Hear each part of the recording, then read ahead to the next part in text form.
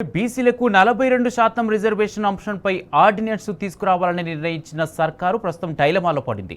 Ordinance governor ఆమోదిస్తారా లేదా అనే సందిగ్ధం నెలకొంది.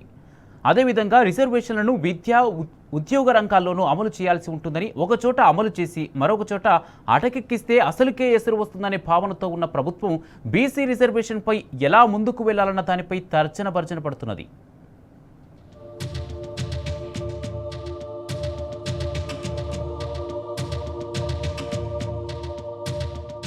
బీసీ ఆర్డినెన్స్ తీసుకొచ్చాక ఎదురయ్యే పరిణామాలపై ప్రభుత్వం చర్చిస్తున్నది. బీసీ కోటాపై ఒకవేళ న్యాయ వివాదాలు తలెత్తితే వెంటనే పార్టీ పరంగా రిజర్వేషన్లతో ముందుకు వెళ్లాలని నిర్ణయించినట్టు తెలుస్తున్నది. ఇదే విషయమై న్యాయ నిపుణులు, బీసీ సంఘాల నేతలతోనూ ప్రభుత్వ పెద్దలు మంతనాలు సాగిస్తున్నట్టు తెలిసింది. స్థానిక సంస్థల ఎన్నికల్లో విద్య, ఉపాధి రంగాల్లో బీసీలకు 42% రిజర్వేషన్లు కల్పిస్తామని అసెంబ్లీ ఎన్నికల సందర్భంగా కాంగ్రెస్ హామీ ఇచ్చింది. రాష్ట్ర వ్యాప్తంగా ఇంటింటి సర్వే నిర్వహించి ఆ గణాంకాలు, డెడికేటెడ్ కమిషన్ నివేదికల ఆధారంగా ఆ మేరకు రిజర్వేషన్లను పెంచింది. అసెంబ్లీ సమావేశంలో 2 బిల్లులను వేర్వేరుగా ప్రవేశపెట్టి ఆమోదించినా ప్రస్తుతం అవి రాష్ట్రపతి వద్ద పెండింగ్లో ఉన్నాయి.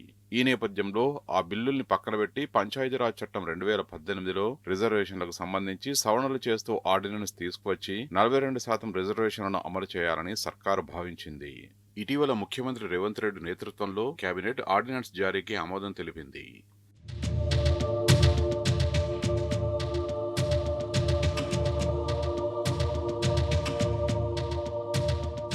పంచాయతీరాజ్ చట్టం ద్వారా సర్పంచ్, ఎంపీటీసీ, జెడ్పీటీసీ స్థానాలకు ఎన్నికలు నిర్వహించాల్సి ఉంది. అయితే ఆ తరువాత మున్సిపాలిటీలు, మున్సిపల్ కార్పొరేషన్లకు ఎన్నికలు నిర్వహించాల్సి ఉంది. వాటిల్లో మేయర్, కార్పొరేటర్లు, కౌన్సిల్ చైర్మన్, కౌన్సిలర్ స్థానాల్లో కూడా 42% రిజర్వేషన్ అమలు చేయాల్సి ఉంటుంది. అలా చేయాలంటే తెలంగాణ మున్సిపాలిటీల చట్టం 2019లోనూ సవరణలు చేయాల్సి ఉంటుందని న్యాయ నిపుణులు చెబుతున్నారు. లేదంటే వ్యవహారం మళ్లీ మొదటికి వస్తుందని అంటున్నారు. ఇప్పటికే మున్సిపాలిటీలకు సంబంధించి రిజర్వేషన్ల నివేదికను అందజేయాలని డెడికేటెడ్ కమిషన్ను సర్కారు కోరినట్టు తెలిసింది. స్థానిక సంస్థల్లో అమలు చేశాక విద్య, ఉద్యోగ రంగాలకు సంబంధించి డిమాండ్ ఊపందుకుంటుందని సర్కారు భావిస్తున్నట్టు తెలుస్తున్నది. కేవలం పంచాయతీలో మాత్రమే అమలు చేసి ఇతర వాటిల్లో అమలు చేయకపోతే మళ్లీ వ్యతిరేకతను మూటగట్టుకోవాల్సి ఉంటుందని, రాజకీయంగా బదనాం కావాల్సి ఉంటుందని ప్రభుత్వ పెద్దల వద్ద పలువురు కాంగ్రెస్ నేతలు ఆందోళన వ్యక్తం చేసినట్టు తెలిసింది.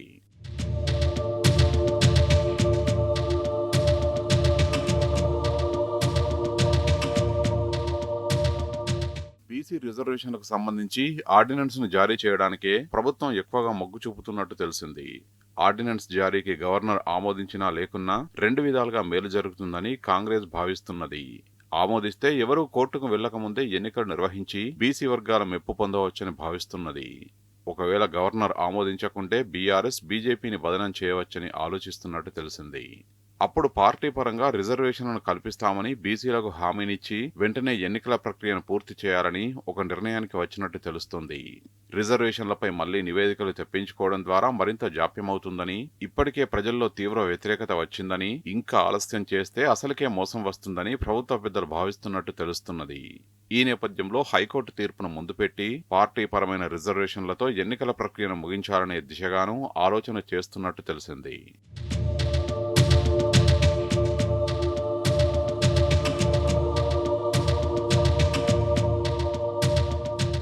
బీసీలకు 42% టికెట్లు ఇవ్వాలని అన్ని పార్టీల ముందు డిమాండ్ పెట్టవచ్చని, ఈ రకంగా కూడా లబ్ధి పొందవచ్చని కాంగ్రెస్ పెద్దలు భావిస్తున్నట్లు తెలుస్తోంది. 42% రిజర్వేషన్ హామీ నుంచి తప్పించుకునేందుకు ఇదే ఉత్తమమైన మార్గమని కూడా అనుకుంటున్నట్టు తెలిసింది.